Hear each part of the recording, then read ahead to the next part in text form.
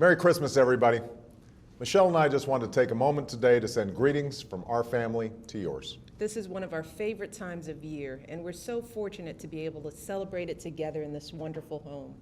This is the people's house, so Barak and I try to open it to as many people as we can, especially during the holiday season. You know, this month, more than 100,000 Americans have passed through these halls, and the idea behind this year's theme, Simple Gifts, is that the greatest blessings of all are the ones that don't cost a thing. The comfort of spending time with loved ones, the freedoms we enjoy as Americans, and the joy we feel upon giving something of ourselves.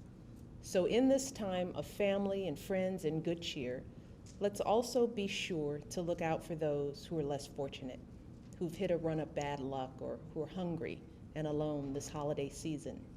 Because this is the season when we celebrate the simplest yet most profound gift of all, the birth of a child who devoted his life to a message of peace, love, and redemption. A message that says no matter who we are called to love one another. We are our brother's keeper. We are our sister's keeper. Our separate stories in this big and busy world are really one. Today, we're also thinking of those who can't be home for the holidays, especially all our courageous countrymen serving overseas. That's the message I delivered when I visited our troops in Afghanistan a few weeks ago. That while you may be serving far from home, every American supports you and your families. We are with you, and I have no greater honor than serving as your Commander-in-Chief. Today's soldiers, sailors, airmen, Marines, and Coast Guardsmen make up the finest fighting force in the history of the world. Just like their predecessors, they do extraordinary things in service to their country.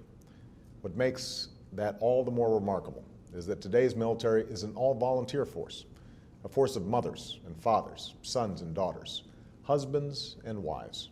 That's right. And as First Lady, I've had the honor to meet members of our military and their families on bases and in communities all across the country.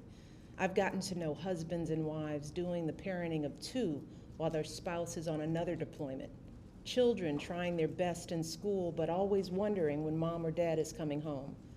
Patriots putting their lives on hold to help with a loved one's recovery or carry on the memory of a fallen hero. When our men and women in uniform answer the call to serve, their families serve too, and they're proud and glad to do it. But as long as that service keeps the rest of us safe, their sacrifice should also be our own.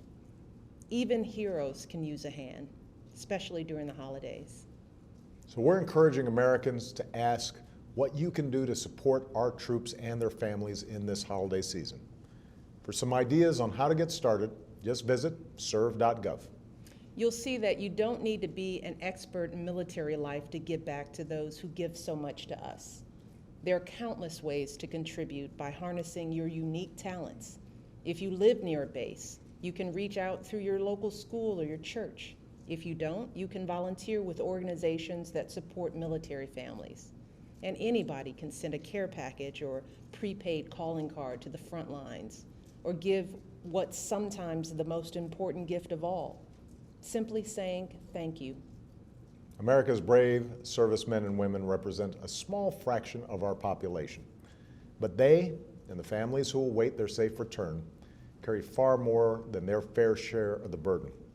They've done everything they've been asked to do. They've been everything we've asked them to be. And even as we speak, many are fighting halfway around the globe in hopes that someday our children and grandchildren won't have to. So let's all remind them this holiday season that we're thinking of them and that America will forever be here for them, just as they've been there for us. And on behalf of Michelle, Malia, Sasha, And Bo. and Bo, have a very Merry Christmas. And an even happier New Year.